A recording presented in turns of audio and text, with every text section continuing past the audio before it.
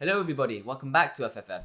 First of all, I'd like to thank you all so much for the support on my last video. It really motivates me to put out more content for you guys. But enough of that, let's get straight into today's video. Russia-Ukraine tensions. France's position. Ever since the collapse of the USSR in 1991, Russia has been gradually building itself back up, notably since Vladimir Putin's rise to power. Under the ex-KGB director, they have been eyeing the near abroad, countries that used to be part of the USSR. Recently, tensions have been rising in the region. But why are Russian stakes so high in Ukraine? What events took place to cause all of this political turmoil? And what position will France and the West be taking to deal with this situation? So, why is Ukraine so important to Russia? We can distinguish three main reasons. Firstly, Kiev is Russia's historic homeland, so the territory has a sentimental value.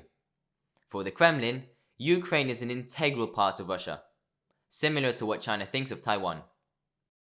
Secondly, Ukraine is a valuable economic asset, as Russia's gas line Brotherhood currently passes through the country to supply the EU. And thirdly, Ukraine is important security-wise, as Russia fears above all else Ukraine joining NATO, which they believe is an extension of the USA, and thus becoming an immediate threat at the homeland's border. Now let's look at the context of recent events, with Russian actions back in 2014 in the near abroad. In 2014, Russia annexed Crimea, without much protest from the West, as the majority of Crimean populations were in favor of the takeover, since they are mostly Russian speakers. However, Russia have also been aiming to extend their influence on Ukraine. That same year, a civil war broke out in the Donbas region in East Ukraine between the government forces and pro-Russian separatists. These separatists are suspected to having received Russian military aid, who deny any implication whatsoever. Let's go through the timeline of recent events. In January 2022, Ukraine accused Russia of both amassing over 100,000 troops at the border and conducting multiple cyber attacks against government websites. In response, the USA and NATO offered talks with Russia to calm tensions, and on the 21st of January, Russian Foreign Minister Sergei Lavrov and his USA counterpart Antony Blinken held a council in Brussels. Russia's demands included bans on Ukraine ever joining NATO, legal guarantees for the security of Russia, and the removal of all NATO troops from the near abroad and Poland. US senior officials, as well as Eastern European NATO members, declared the conditions unacceptable, as the prospect of war looms ever nearer. But with Russia seemingly closing in on Ukraine, how far is the West willing to go to defend the country?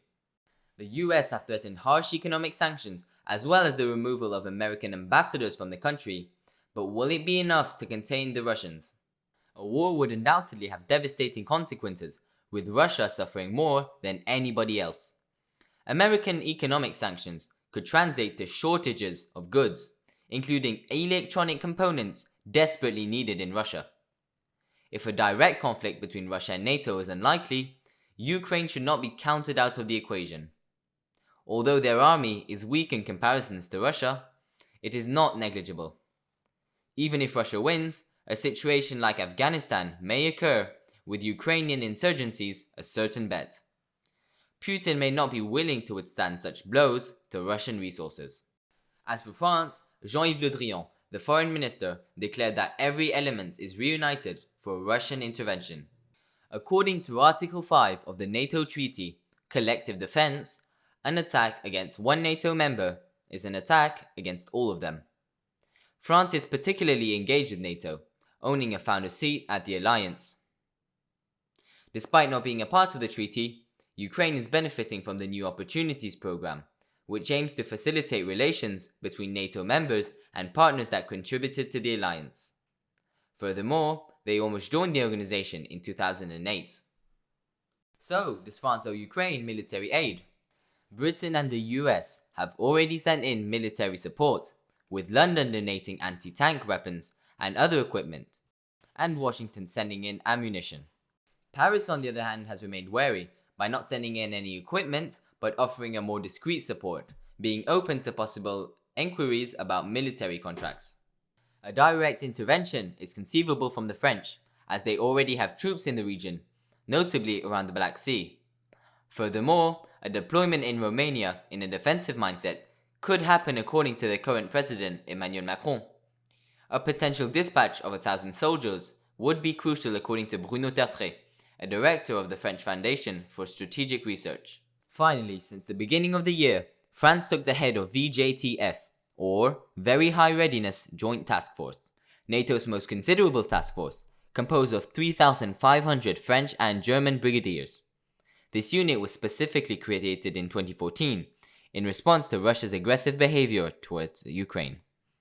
Of course, today nobody can really predict what's about to unfold, with Russian intentions unclear and the Western reaction some consider too passive.